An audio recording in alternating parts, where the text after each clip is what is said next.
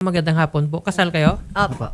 Okay. So, sir, nung October 14 po ba, sir, ang nabangga ka dahil po ba sa line of work nyo? Ang ano po kasi nun, tuwing may trabaho po kung umaga, 6 to 2 po.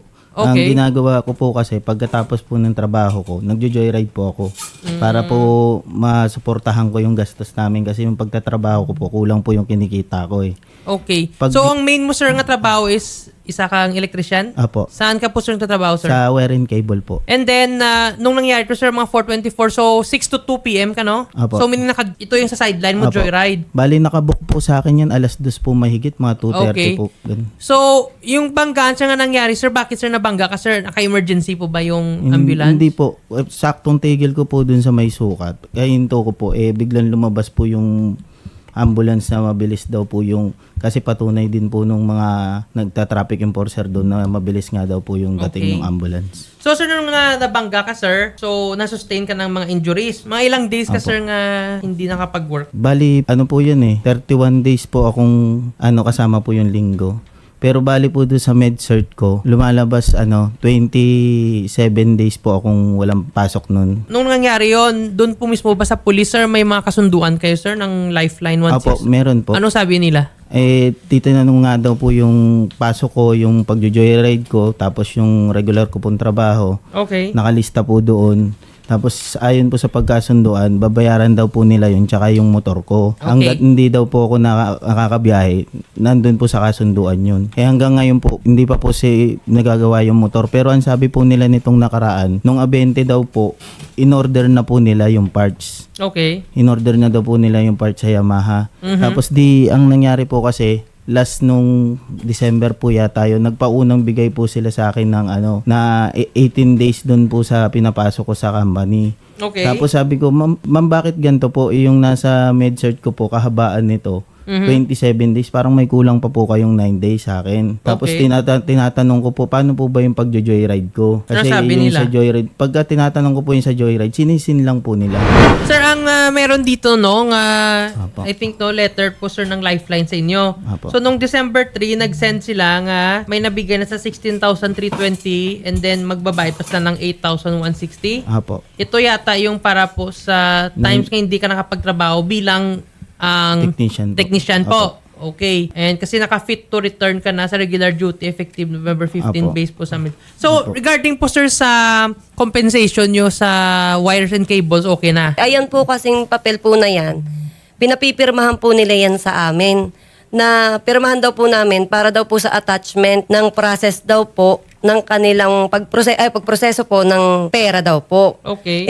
Yan po pinapipirmahan po nila is hindi naman po nakalagay dyan is for attachment. Final payment po ang nakalagay dyan. Pero wala po kasi silang ibinibigay po sa amin. May nabigay na ba silang pera sa inyo? Wala pa? Yung, Yung 16,000 lang po na nakalagay po dyan. Yung 16,320 nabigay na to? Apo. So, may remaining pa nga Apo. 8,160. Ito para po sa bilang sa electrician. Apo. So, ito na yung kulang nila, yung 8,160. Apo. Apo. And then yung sa motor, ito nung January 28, 2026, so na-cover na nila lahat to based po sa quotation ng Yamaha Tagig quotation. Ito yung 31,000. Pero hindi pa po na-release yung motor. Hindi pa po. Bali, Kasi sir, parts pa lang po yung binabayaran nila. In-order daw po nila. Okay? Opo. Kasi parts and labor daw nakalagay dito. Wala pong labor. bayad sa labor pa po. Kasi based na to sa quotation ng Yamaha 3S Tagig, dito niyo po dinala yung motor. Opo. Okay, Diyan po so namin pinakode. ito daw po yung quotation. So itong 31,123 hindi pa to nabigay? Or sila na po babayad nito? Sila daw po ang babayad eh. Okay, so basically yung sa motor nyo sila nababayad Opo. dito kulang 8,000. Opo. Ngayon yung nilalapit nyo yung about sa joyride nyo Opo. na income. Opo. Ano po yung sabi nila dito? Kasi nung una po, ang usapan dun sa nung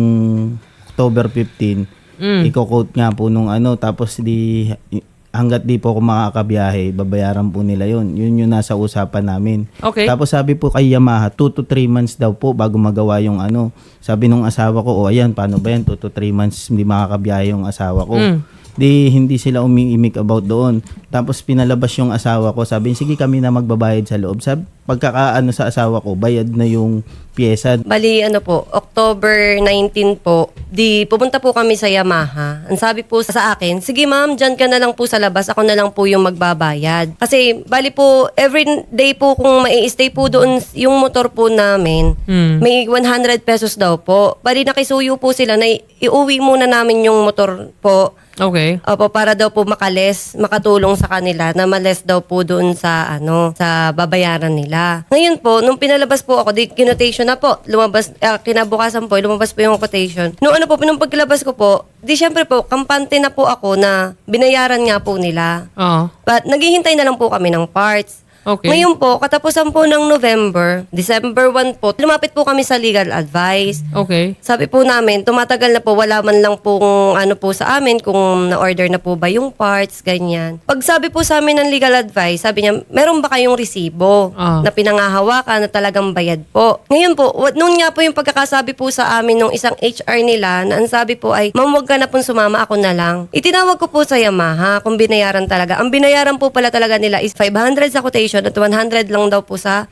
storage nung motor nung bago quotation. Bali po nung nalaman po nilang ikakaso na po namin dahil nakipag-ugnayan po ulit po kami sa HPG, binayaran po nila yan noong February 19. So, technically, ma'am, as of today, bayad na to? Bali dun sa primary work po is 8,000. Opo, tapos po dyan para po sa labor po is 2,000. So, basically, mga 10,000. Opo, yung Okay. Ito po, ang tinatry po namin tawagan yung lifeline, no, na Medical Inc. Pero, hindi sila sasagot. Pero yung sabi po sila nga, on process na yung mga hiningi ninyo. Opo, magre-release daw po sila ng cheque ngayon. Pero bine-verify ko po kung magkano po yung i-release na cheque. Kasi baka mamaya po, may kakulangan pa din po.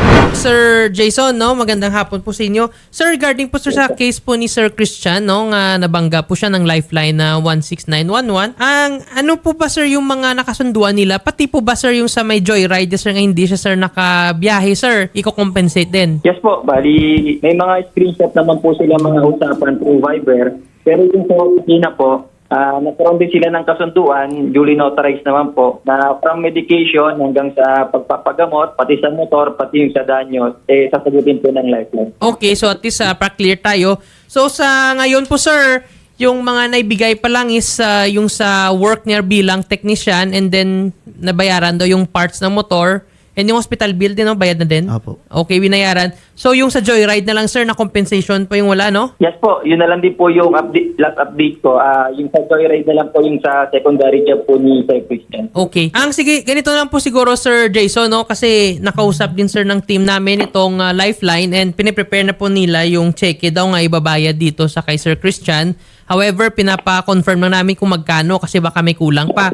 If magbayaran sila tsaka okay, then good. But if not, sir, well, itutuloy na lang po, sir, ikaso, sir, no, ng ating complainant ni Sir Christian laban dito sa lifeline kung hindi po nila matupad yung kasunduan. Yes po. Actually, sir, na-advisean ko na po sila na mag-inquire po dun sa civil prosecutor po dun sa lugar nila at sa PAW regarding po sa pagpapile ko ng civil case po in case na ipupad tong kabilang party po. Okay.